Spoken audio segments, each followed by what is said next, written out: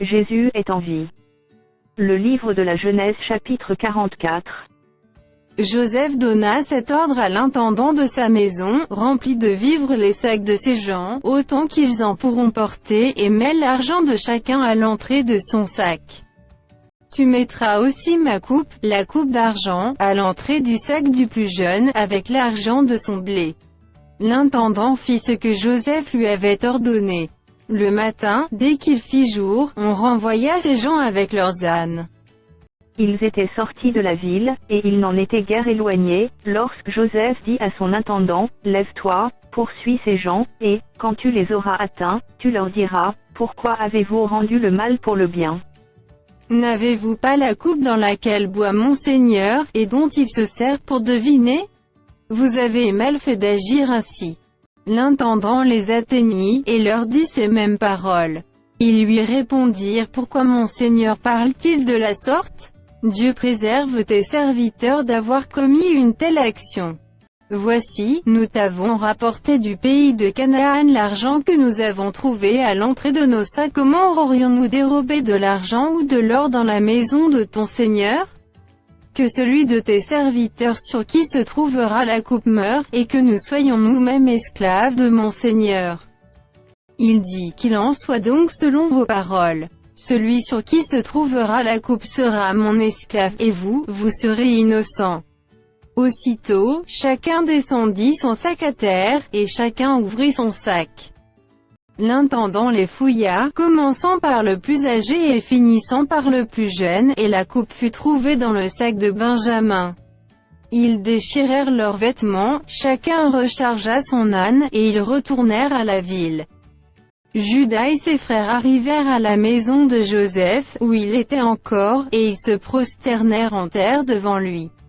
Joseph leur dit, « Quelle action avez-vous fait? Ne savez-vous pas qu'un homme comme moi a le pouvoir de deviner? » Judas répondit, « Que dirons-nous à mon Seigneur? Comment parlerons-nous? Comment nous justifierons-nous? Dieu a trouvé l'iniquité de tes serviteurs. Nous voici esclaves de mon Seigneur, nous, et celui sur qui s'est trouvée la coupe. » Et Joseph dit, « Dieu me garde de faire cela.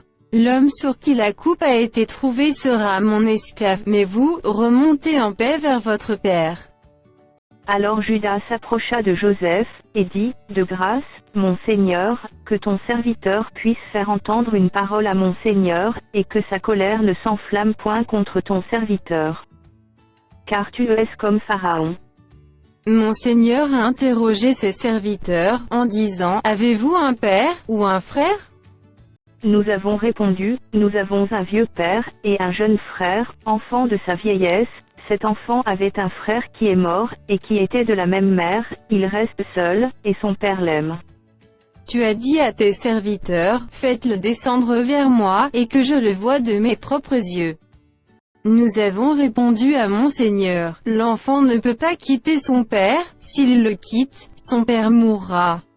Tu as dit à tes serviteurs, si votre jeune frère ne descend pas avec vous, vous ne reverrez pas ma face. Lorsque nous sommes remontés auprès de ton serviteur, mon père, nous lui avons rapporté les paroles de mon Seigneur. Notre père a dit, retournez, achetez-nous un peu de vivres. Nous avons répondu, nous ne pouvons pas descendre, mais, si notre jeune frère est avec nous, nous descendrons, car nous ne pouvons pas voir la face de cet homme, à moins que notre jeune frère ne soit avec nous. Ton serviteur, notre père, nous a dit, vous savez que ma femme m'a enfanté deux fils. L'un étant sorti de chez moi, je pense qu'il a été sans doute déchiré, car je ne l'ai pas revu jusqu'à présent. Si vous me prenez encore celui-ci, et qu'il lui arrive un malheur, vous ferez descendre mes cheveux blancs avec douleur dans le séjour des morts. Maintenant, si je retourne auprès de ton serviteur, mon père, sans avoir avec nous l'enfant à l'âme duquel son âme est attachée, il mourra, en voyant que l'enfant n'y est pas, et tes serviteurs feront descendre avec douleur dans le séjour des morts les cheveux blancs de ton serviteur, notre père. Car ton serviteur a répondu pour l'enfant, en disant à mon père, si je ne le ramène pas auprès de toi, je serai pour toujours coupable envers mon père. Permets donc, je te prie, à ton serviteur de rester à la place de l'enfant, comme esclave de mon Seigneur, et que l'enfant remonte avec ses frères. Comment pourrais-je remonter vers mon père, si l'enfant n'est pas avec moi? Ah, que je ne vois point l'affliction de mon père.